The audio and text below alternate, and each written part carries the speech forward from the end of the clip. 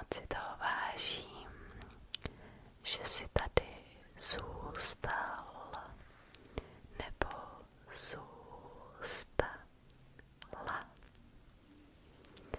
a že jsi stále věrný fanoušek, takzvaný aknelista. Já jsem si říkala, že bych dnešní video mohla vytvořit takové velmi klidné. Ostatně veškeré videa na mém kanále jsou takové klidné, velmi klidné. A mohli bychom si tady společně my dva vytvořit takovou bublinu, jestli chceš. A můžeme se tady na chviličku zavřít od veškerého předvánočního zónu.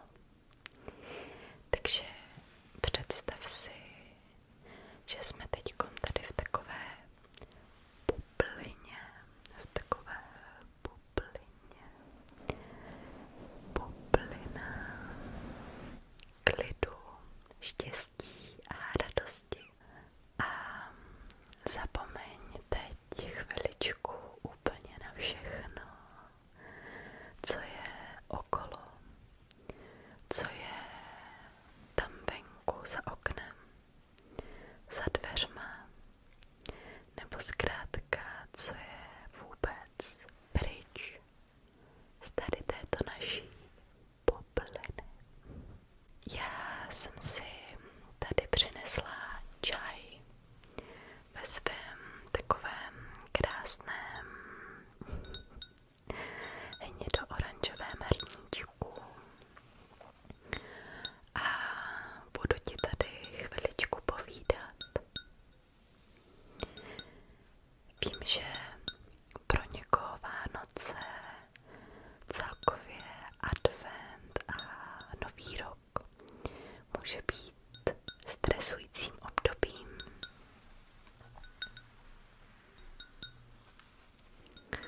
Naprosto to chápu. Naše společnost nám se snaží vsunout do hlavy, že je třeba kupovat vánoční dárky, je třeba nakupovat ve slevách spoustu jídla a pití, ale mnohdy zapomínáme na to, že vlastně to nejdůležitější v životě nebo jedna z nejdůležitějších věcí je naše zdraví, ať už fyzické, tak i to mentální. A ono přece jenom ten stres tomu moc nepomáhá. Proto jsme tady dneska spolu, ty a já. A nic jiného na chviličku není.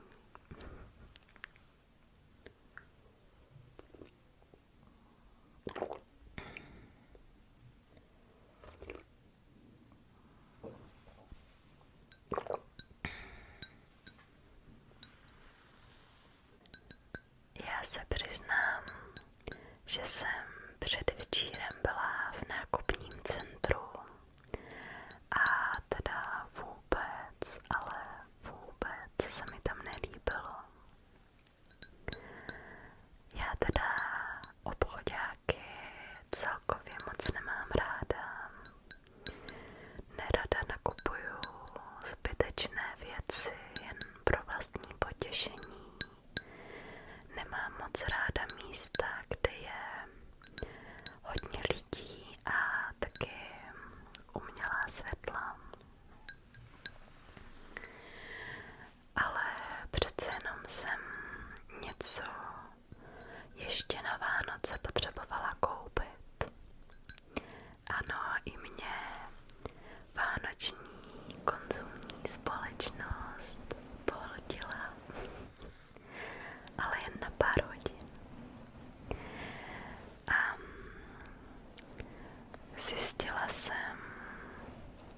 došla jsem k takovému zajímavému zjištění, že paní prodavačky v obchodech byly velmi, ale velmi vystresované.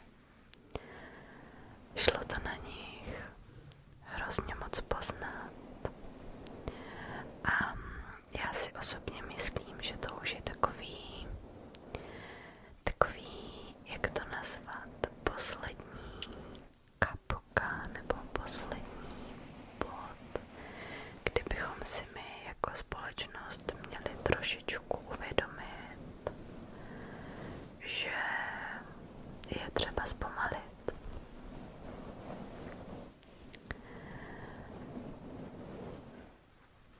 Chápu, že i lidé, kteří pracují v obchodech, toho mají spoustu, mnohem více než během celého roku. Ale i tak nesmíme zapomínat na nějakou empatii. Nikdy nevíme, co se třeba té naštvané paní prodavačce děje. Třeba jenom potřebuje se zavřít tady takhle do bubliny. A třeba se potřebuje jen trošičku zrelaxovat, vydýchat a zastavit se na chvilku. A právě proto, respektive právě toto mě přimělo zkusit zase natočit nějaké video. Vím, že je to dlouhá doba, co jsem zase zmizela.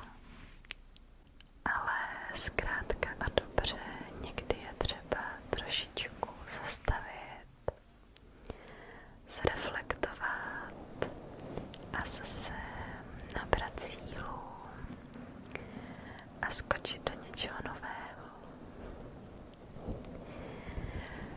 No, mě by vlastně hrozně moc zajímalo, jestli jste to dokoukali někdo z vás až sem. Jestli se vám tady v té naší aknelistické bublině ještě pořád líbí. Jestli vám to ještě pořád něco dává. Jestli se tady stále cítíte fajn, v bezpečí tady se mnou. Protože já upřímně jo. Je mi tady s vámi moc fajn. A já věřím, že se tady zase budeme vídat častěji. Nejsem schopná říct, jak často. Asi už to nebude 2krát týdně. Už to nebude tak často. Ale mohli bychom se tady vídat třeba jednou za čas. Tak nějak trošičku nepravidelně a chaoticky. Jestli byste teda s tím byli v pohodě. Budu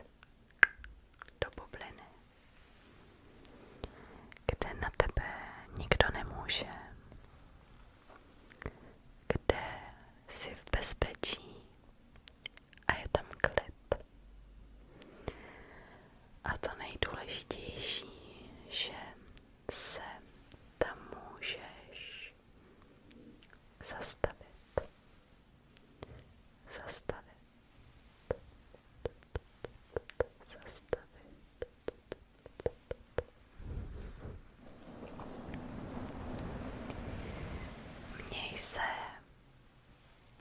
nádherně a já se na tebe